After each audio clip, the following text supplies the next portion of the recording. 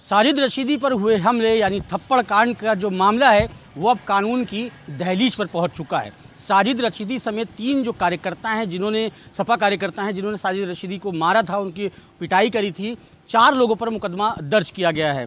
जो आयोजन करता है जिस कार्यक्रम में ये पूरा कांड हुआ था, थप्पड़ कांड हुआ था, साजिद रशीदी को सपा कार्यकर्ताओं ने पीटा था, उसी को लेकर जो आयोजन करता है उन्होंने तहरीर दी थी सेक्टर 126 थाने में, और वहाँ पर तीनों कार्यकर्ता और साजिद रशीदी पर ये मुकदमा दर्ज किया गया है। हालांकि जो पुलिस के ऑफिसर्स हैं वो कुछ बोलने को तैयार नहीं हैं, जितने भी अधिकारी हैं वो कहीं ना कहीं चुप्पी साधे हुए हैं। अब जिस तरीके से इसमें सपा कार्यकर्ता और साजिद रशीदी पर भी मुकदमा दर्ज हुआ है तो देखना होगा आने वाले वक्तों में इस पूरे मुकदमे में क्या कार्यवाही होती है। और साथ ही साजिद रशीदी ने भी एक लिखित शिकायत दी है और सपा कार्यकर्ताओं को जो है अज्ञात सपा कार्यकर्ताओं के खिलाफ FIR लिखने की तहरीर सेक्टर 126 थाने में दी है, लेकिन वो FIR अभी तक लिखी नहीं गई है। तो देखना होगा आने वाले वक्तों में अब जो ये मुकदमा दर्ज हुआ है उस पर किस तरह कार्यवाही होती है सपा कार्यकर्ताओं पर और साथ ही साजिद रशीदी पर।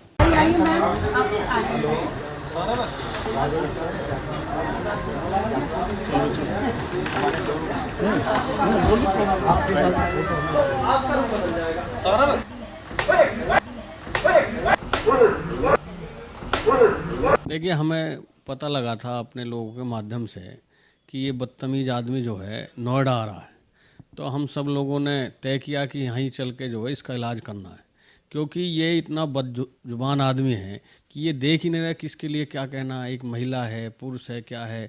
जो इतनी सौम्य सरल जो सादगी की प्रतीक हैं आदरणीय डिम्पल यादव जी, उनके लिए अश्लील टिप्पणी कर रहा है, कुछ भी बोले जा रहा, मतलब जबान पर इसके पर लगाम ही नहीं है। तो इसका इलाज होना बहुत ज़रूरी था, इसलिए हम सब लोगों ने तय किया कि इसका इलाज करना है और वो हमने कर दिया। और यदि ये अब भी नहीं रुका तो इसका और ज़्यादा मजबूती से इलाज करने का काम करेंगे हम सब लोग।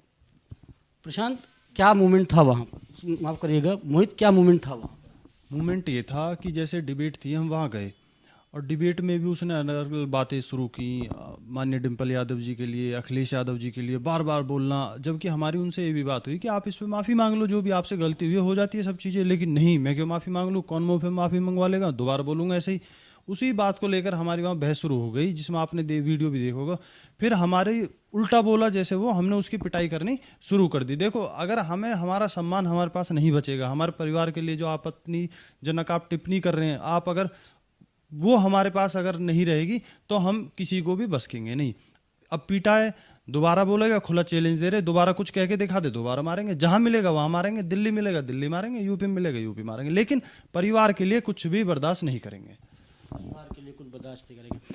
प्रशांत, स्टार्टिंग कहाँ से हुई है? मैं एक स्टार्टिंग पॉइंट जानना चाह रहा हूँ, स्टार्टिंग कहाँ से हुई? स्टार्टिंग ये हुई थी जब हम वहाँ सभी लोग बैठे थे उस कार्यक्रम में, तो ये जो मौलाना है ये ऐसी ऐसी बातें बोल रहा था डिम्पल भाभी के लिए और माननीय राष्ट्राध्यक्ष अखिलेश यादव जी के लिए जो नहीं बोलनी चाहिए। बहुत ही बेहुदा मौलाना है, इसको कुछ नहीं पता कि भारतीय संस्कृति में वो डिम्पल भाभी कैसे रहती हैं, किस सादगी से वो रहती हैं।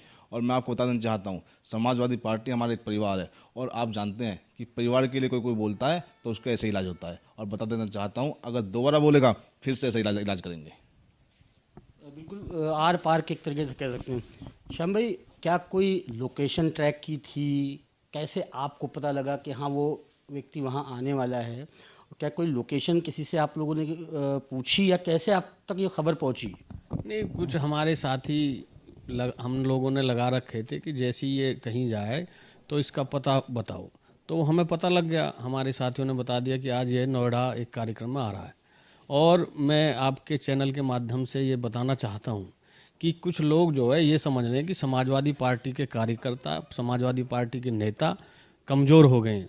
मैं उन्हें बताना चाहता हूं कि बेशक समाजवादी पार्टी सत्ता में ना हो, लेकिन जो ये लोग रोज़ ओछी हरकत कर रहे हैं उनके लिए संदेश है कि या तो वो अपनी करतूतों से बाज आ जाएं, नहीं तो सब एक एक का जो मजबूती से इलाज होगा।